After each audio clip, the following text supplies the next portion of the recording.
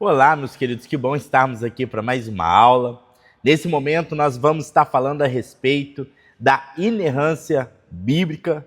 Não deixe também de estarem olhando e lendo ali a apostila que vocês têm. Não deixe de estar olhando cada matéria, por dentro de cada assunto. Aqui é meio que um resumo de tudo aquilo que tem dentro da apostila. A apostila ela é um material complementar que vai servir também para que você possa ter um conhecimento melhor e estar preparado para as provas. Hoje nós vamos falar a respeito de inerrância bíblica e o que ela significa. Lá em Isaías, capítulo 55, verso 10 a 11, vai dizer assim: assim como a chuva e a neve descem dos céus e não voltam para eles sem regarem a terra e fazerem-na brotar e florescer, para ela produzir sementes para o semeador e pão para o que comem, assim também ocorre com a palavra que sai da minha boca. Ela não voltará para mim vazia, mas fará o que desejo e atingirá o propósito para o qual eu enviei. O primeiro ponto que nós precisamos estar bem estabelecido dentro de nós é que a Bíblia, ela não erra. Como nós vimos a respeito de revelação geral, Deus revelando através das coisas criadas, e também revelação especial, que é a palavra de Deus, nós precisamos partir do ponto que essa revelação especial, ela é a própria voz de Deus, a própria palavra de Deus, e ela não erra, porque o nosso Deus, ele jamais errou. Dizer que a Bíblia é inerrante significa, em última análise, dizer que nos seus manuscritos originais, a Bíblia não afirma absolutamente nada que seja contrário à realidade. De forma bem simples, então, podemos dizer que a Escritura sempre diz a verdade a respeito de tudo a que se refere. Isso não quer dizer, porém, que a Escritura vai dar detalhes específicos sobre cada tipo de assunto que ela aborda. Por exemplo, a Escritura fala de agricultura, mas quando fala de agricultura, ela não pretende falar tecnicamente sobre cada aspecto dela. Entenda que a Bíblia, ela, embora ela seja inerrante, ela não erre, ela não vai ter, falar de forma concreta e específica de cada detalhe, de cada assunto, porque esse não é o propósito dela, esse não é o interesse dela. O interesse da Escritura é revelar para nós um Deus criador que nos criou em criação perfeita, pecamos, erramos contra Deus e a obra redentiva em Cristo Jesus, que vai nos dar direito a uma salvação ali, e o Senhor voltará para nos buscar como igreja. Então a Bíblia, ela é de fato isso, ela não quer ser um livro científico, ela não quer ser um livro histórico, ela não quer ser um livro de poesia, de maneira alguma. A Bíblia é para revelar os segredos, a vontade e o desejo do coração para a humanidade. Esse é o propósito dela. Então, por isso ela não vai ficar ali pegando cada ponto. Olha, quando vai falar a respeito de algo da agricultura, vai falar sobre aquilo e começar a falar o que é agricultura. Não, de forma alguma. A Bíblia, ela passa bem rápido, os seus autores passam bem rápido em cima de alguns desses assuntos. E outro, quando o autor ele está escrevendo em cima do seu próprio pensamento naquele tempo. Quer ver um exemplo claro? Quando Josué diz que o sol parou, nós sabemos que o sol ele não para, o que para é a terra. Só que naquele tempo, Josué ele não tinha essa definição, não tinha as ciências, não tinha esse conhecimento de como o mundo de fato ele funcionava. Então por isso que quando ele vê que o sol fica ali na tua marca, naquele tempo, quando para definir o horário, eles viam mais ou menos por marcas. Então, quando o sol estava batendo em determinado lugar da parede, ou seja, determinava um tipo de horário. Então, quando Josué, ele olha, estava ali lutando, e o sol permanece naquele lugar, a marca do sol, a sombra, está naquela parede, naquele lugar, então ele declara, olha, o sol parou. Mas, na verdade, não foi o sol que parou, mas a terra. Sabemos disso e compreendemos isso. Então não é que a Bíblia erra, é que nós precisamos interpretar ela da forma certa, do jeito correto, para entender o que a Bíblia de fato está falando. Em outras palavras, a Escritura pode ser verdadeira e inerrante, e ainda assim falar na linguagem habitual de nossa conversação diária. Podemos perceber isso nas descrições que ele faz de fatos históricos e também científicos. A inerrância bíblica significa que os autores bíblicos falam a verdade em todas as coisas que afirmam, quando fazem afirmações, e mais tarde demonstrarão terem dito a verdade quando leitores de coração reto e a mente reta lerem com retidão. O que quer dizer isso aqui? Nós precisamos entender que tudo aquilo que os autores eles se propõem a falar é verdade. Em todas as coisas que afirmam é uma verdade. Porém, eles não vão estar ligados diretamente a modelos científicos, históricos, para tentar explicar ponto a ponto daquele assunto, não, de maneira alguma.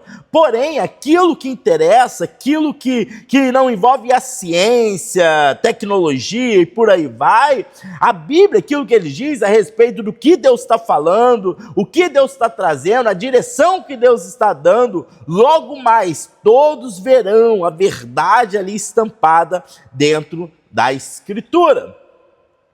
A leitura com retidão, usada como um argumento na definição, sugere que não se pode fazer jus à verdade literal da Bíblia, sem também tratar da interpretação. Além disso, a interpretação literal reconhece figuras de linguagem e gêneros literários. Considerar isso é de extrema importância para não recorrermos em sérios erros de interpretação. O que eu quero dizer aqui a respeito disso? A Bíblia, ela existe os livros poéticos, os livros históricos, os livros proféticos, os evangelhos, as epístolas, as cartas, o livro de Apocalipse, as parábolas, entre outros assuntos que ela é tratado. Quando nós vamos ler a Escritura, nós precisamos entender que precisamos estudar ela de acordo com aquela gramática. Se é um livro poético, então eu preciso entender que aquilo não se baseia e é para nós uma poesia, e eu tenho que interpretar ela como poesia. Quando eu pego um livro histórico, eu preciso entender que esse livro histórico, ele contém a cultura daquele tempo, o contexto daquele tempo, o que o autor está querendo dizer naquele tempo, e que o pensamento também naquele tempo era de forma diferente. Vou dar um exemplo claro a respeito de tatuagem, por exemplo. Quando nós vamos ler a respeito de tatuagem, alguns utilizam como base bíblica para a proibição dele o livro de Levítico.